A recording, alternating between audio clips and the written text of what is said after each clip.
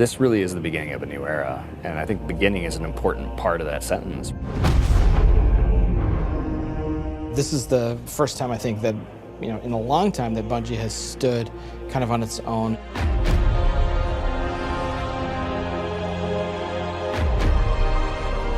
And we're self-publishing. It's a really big deal.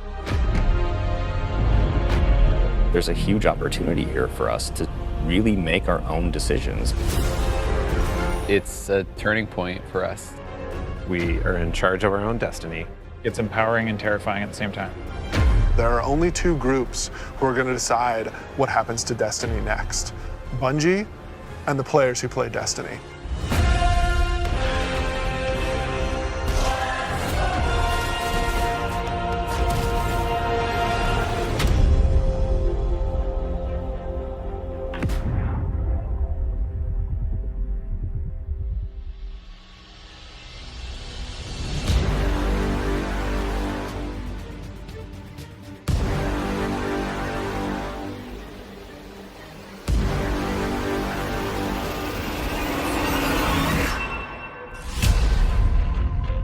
So at its core, Shadowkeep is about returning to the moon.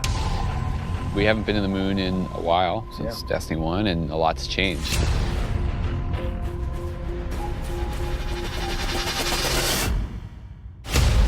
When you go back, it isn't exactly what you thought it was. There's like huge cracks ripped into it. There's a weird scarlet fortress. And so the context of the moon has been updated entirely. This isn't just about the hive anymore.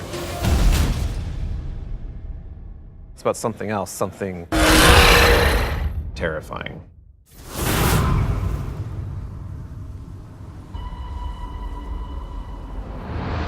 The moon this time around is something really scary that is playing on your fear in a way that hasn't happened before. Before it was, oh, it's a big giant thing and it's scary, but now there's actual some psychological elements to that.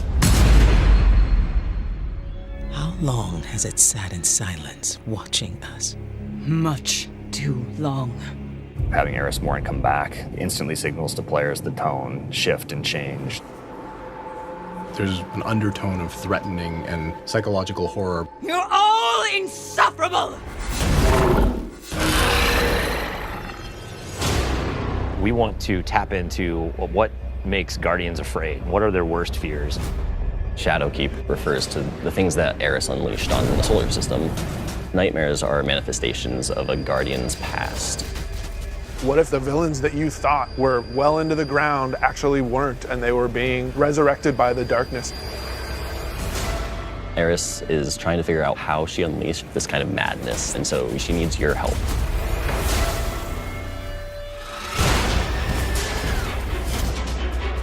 You can't just kill them and make them go away.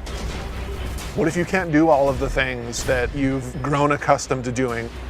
Being unable to achieve what you're trying to achieve, no matter how hard you try. Players, they think we can deal with this. We killed Crota, we killed orcs. No big deal, right? Well, you're going to get there and you discover it's a bigger deal than you even thought it could be. The darkness is actually a lot closer than you realized. Now you know my suffering.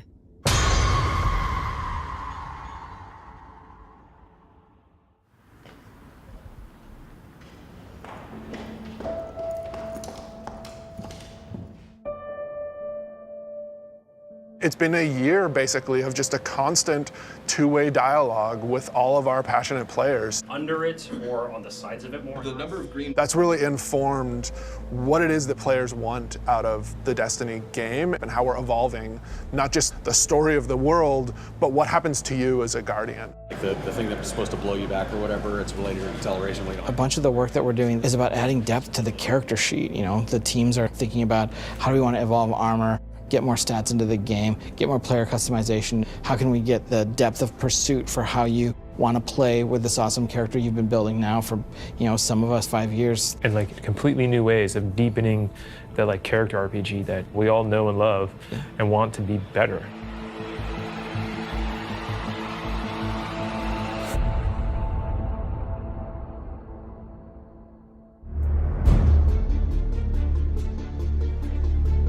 In Shadowkeep, we are fundamentally evolving the systems and moving the world forward. You want to bring some of that sci-fi element back to it, where it's like some like panels or something. We've been dancing this line between like, are we RPG enough? Are we not RPG enough?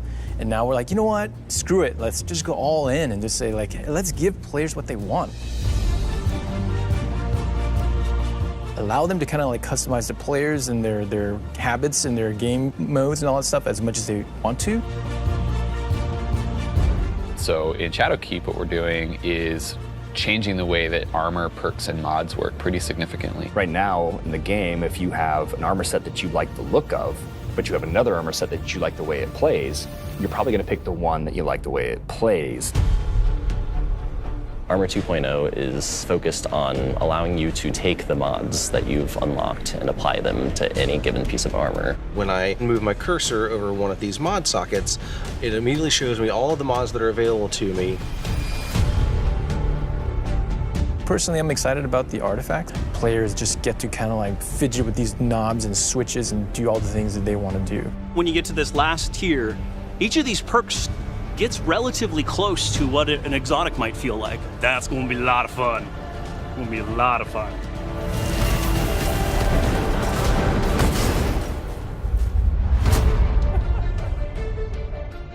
Finishing moves are a new thing for Shadowkeep. What's your favorite? I mean, there's some crazy ones. For the hunter, this awesome flourish where he actually does like spin in front of him, has two knives, and then just hits. I was like, what the heck? Like, what game is this? Yeah, Titan finisher. He jumps in the air, pulls back, looks at his fist, and it's kind of like the dunk. There's so many different ways to dunk. You can behind the back, 360, cartwheel, whatever.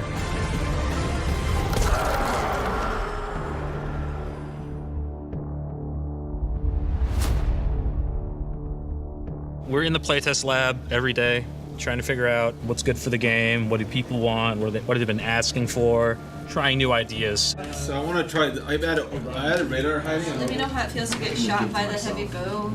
I am working on an exotic heavy bow, and I'm just working on figuring out some knockback, trying to see how big this, okay, that's probably too much, but you get the idea. This is an exotic trace rifle. Fire it on an enemy and it creates a big old crit spot. Here's a hand cannon that Victor's working on. It fires special ammo, and it's a little bit like a one-handed sniper. Like, it's actually our only hand cannon with a scope on it. Right now, it kind of lights you on fire if you keep firing it too much. We'll see. Some people like it, some people are kind of but we'll hammer it all out. All right, it's time. It's about to get loud in here. 1v1. 1v1 on the board. Oh! One of the things we really want to focus on, especially with Season 8 and the start of Shadowkeep, is a renewed focus on PvP. You're all on the other team. We're updating labs to include some much-loved game types from the past. We're also redoing a bunch of the playlists and how they work. But the really important thing for players to know is this is just the beginning. This is us building the foundation of what we're doing with the Crucible going forward.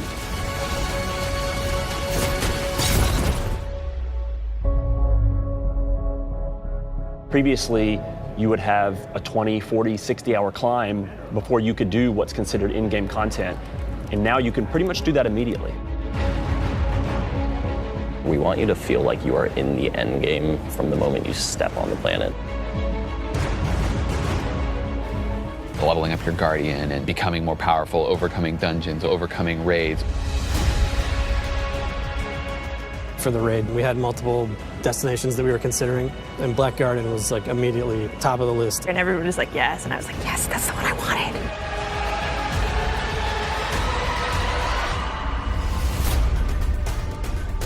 With Forsaken, we've started finding more ways for players to customize and personalize their character and differentiate themselves. Shadowkeep's going to push even further in that direction. The word, which is really guiding us in a bunch of ways, is depth. It's about experiential depth. When we look at how we're thinking about the next 3-5 years, it's really important to us.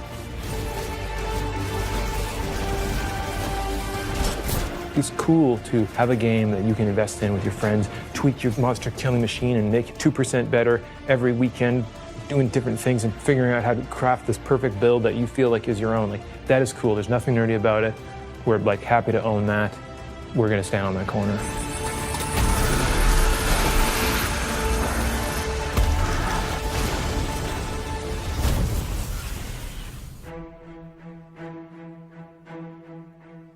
As things change, if the game doesn't feel like it's changing to meet the new landscape, it just all fall down. You know, part of our DNA is finding different ways to bring people together.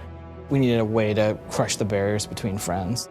We all have friends who could play Destiny, who are interested in it, but then we think about recommending it like, oh man, you're gonna have to play about 40 hours by yourself, and then you gotta pay all this money, and maybe you should just play something else. And that can't be the story. We need an entry point for your friends to be able to get into Destiny. This is just simply about bringing people together to make it easy for players to enter this universe. There's a new entry point coming out in September called New Light, and New Light is a free-to-download experience. We're going to start off in the same place where Guardians first came into the world. Guardian. Guardian? Eyes up, Guardian. It worked. You're alive. You started in the Cosmodrome.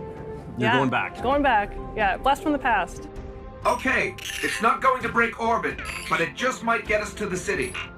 It's as easy as come in, make a character, play the amazing introduction to the game, and then land in the tower. And then we'll set them loose to open up the world as they see fit. And have sort of an array of potential in front of you. You can just start playing the game and get into some of the same activities that your friends might be playing. The campaigns from D to Year 1, the Red War, Curse of Osiris, and Warmind. Every world we have will be available for them to explore and to free roam and to do bounties on. Every cooperative strike, whether they're playing with friends or matchmaking, every competitive multiplayer map. The D2 Year 1 raids like Leviathan. Full access to Gambit, the hybrid mode that we have. All these things are available to them for nothing.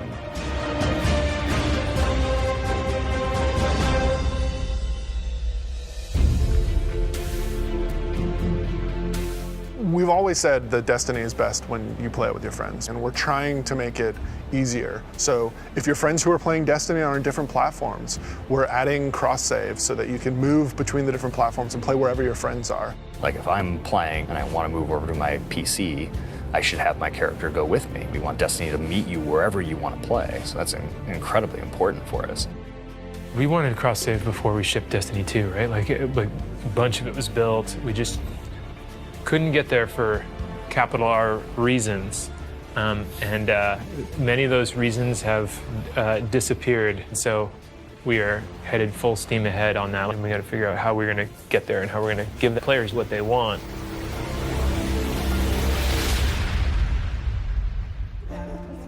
As culture as we can get. Thanks, buddy. Our original vision for Destiny was a world that would evolve and change. We're leaning really hard into that because we believe that's where the future of Destiny is. The long horizon for Destiny is to become an evolving world. You know, you're going to tune in to see what's going to happen next.